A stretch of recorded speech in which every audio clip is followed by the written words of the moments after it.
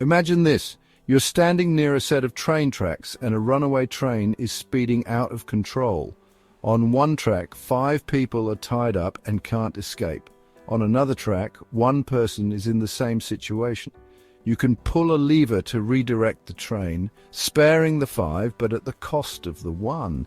This is called the trolley problem, or as you might think of it, the runaway train dilemma.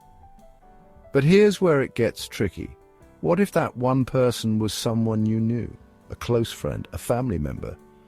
Would that change your choice? The trolley problem was first introduced by philosopher Philippa Foot in 1967, but the idea gained even more attention when philosopher Judith Jarvis Thomson expanded on it in 1985. Since then, it's become a foundational thought experiment in ethics classes and beyond. The goal of the trolley problem is to make us confront the complexities of moral reasoning. It's not just about which track you choose, it's about why you make that choice and what it says about your values. And as with any good philosophical dilemma, it has no perfect answer. Every choice involves a trade-off. Meet Alex, a programmer working on AI for autonomous vehicles. One day, Alex's team is faced with a critical question.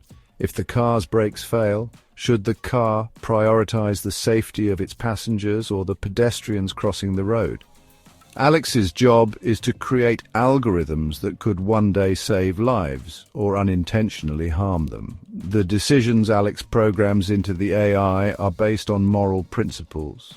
But whose morals? Should the car value a child over an elderly person? A group of people over a single individual? These are real questions being debated in the tech world today, and there's no universal agreement.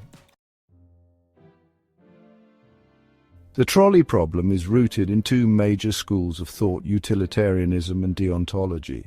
Let's break them down. Utilitarianism focuses on outcomes. It's about achieving the greatest good for the greatest number. In the classic trolley problem, utilitarians would pull the lever to spare the 5 people. Deontology, on the other hand, is about rules and principles. A deontologist might argue that redirecting the train makes you responsible for that one life lost, and no one has the right to decide who lives or dies. But let's complicate things. What if the 5 people were convicted criminals, and the one person was a renowned scientist working on a cure for cancer? Does that change your answer? This isn't just a thought experiment, it's shaping the real world. In healthcare, doctors face trolley-like decisions every day, choosing which patients receive life-saving treatments when resources are limited. In the military, strategies often weigh the loss of some lives to save many. And in technology, the trolley problem is at the core of AI ethics. Engineers are asking, should autonomous drones prioritize protecting soldiers or minimizing civilian casualties? Should self-driving cars prioritize their passengers over others on the road? These questions aren't just hypothetical anymore. They're happening now, and the answers will shape the future of humanity. So over the years, philosophers have created variations of the trolley problem to test our moral instincts further.